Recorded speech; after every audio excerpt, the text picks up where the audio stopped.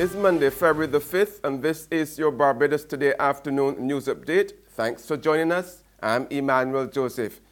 Topping the news at this hour, the Barbados government is rejecting growing calls for more cuts to the public service to help reduce the island's crippling wage bill. In fact, far from sending home public servants, Prime Minister Francis Stewart has announced that some workers who have been on the job for 3 years or more will be officially appointed on March the 1st. Stewart was speaking at the Democratic Labour Party's meeting at Queen's College last evening. He was adamant that sending home civil servants is not the answer to the island's economic woes.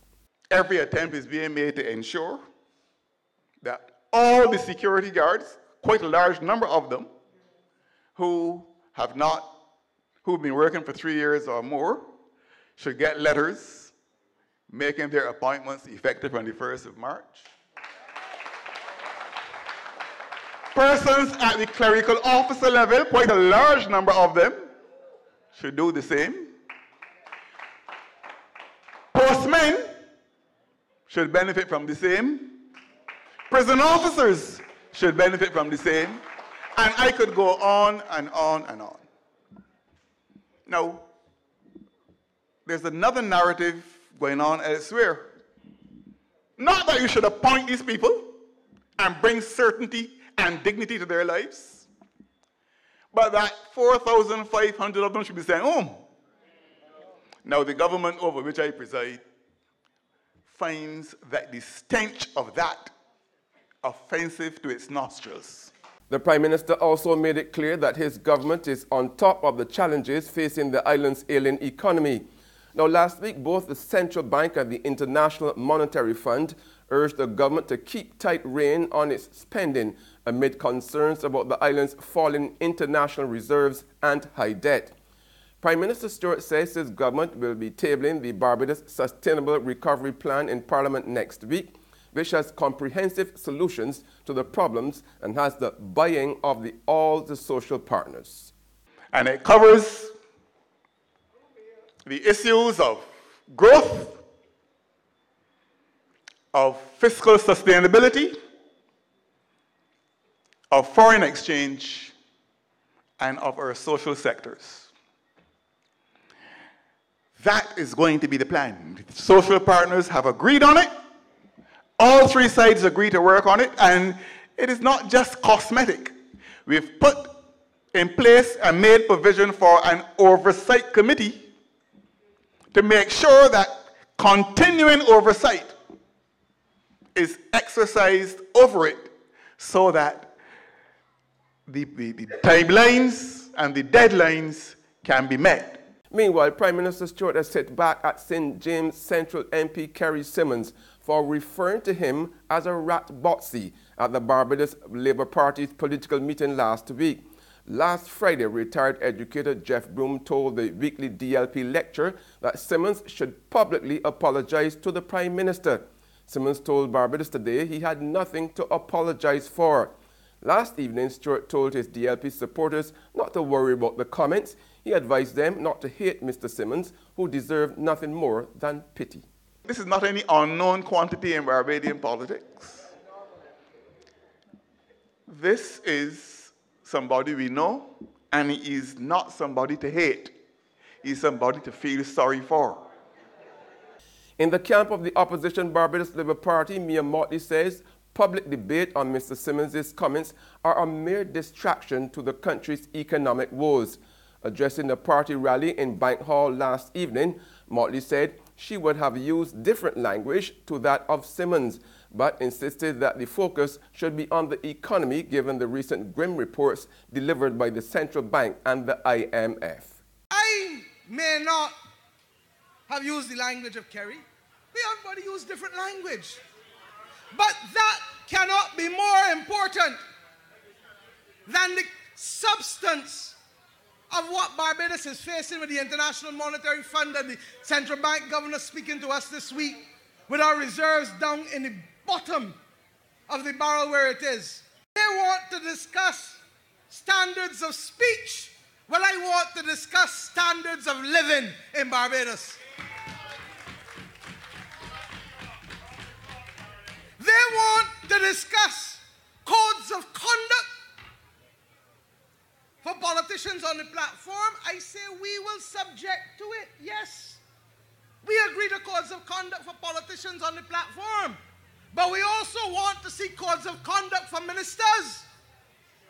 And we also want to see codes of conduct for ministers' wives. Meanwhile, the issue of vote buying was also a major issue on the Barbados Labour Party platform last evening.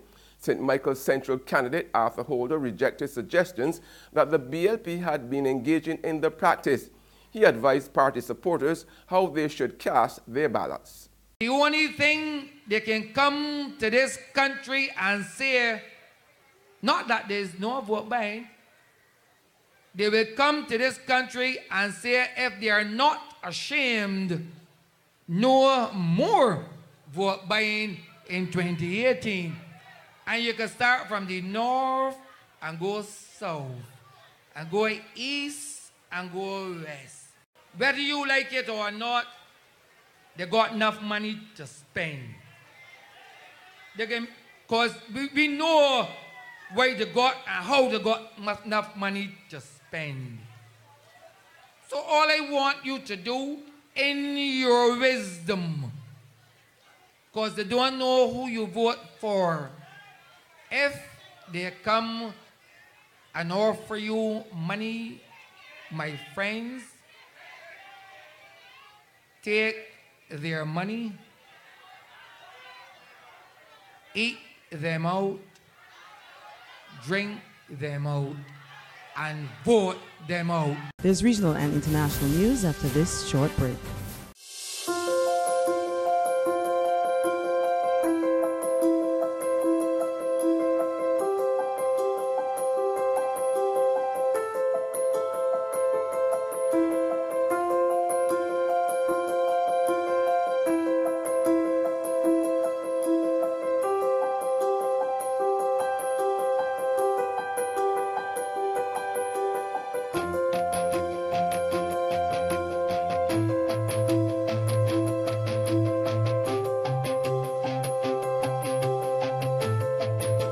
Barbados Today, news you can trust. Welcome back with news from the region now. The Dutch government announced today that they will take over the running of St. Eustatius, condemning what it called physical neglect and lawlessness on the island. The island's ruling council will be immediately dissolved, and Dutch Interior Minister Raymond Nopps is set to arrive there this week to hold talks with residents. Dutch officials say they are concerned about lawlessness and financial mismanagement on the island of 3,000 residents. Last May, a commission set up to probe operations on the island recommended that the Dutch government intervene.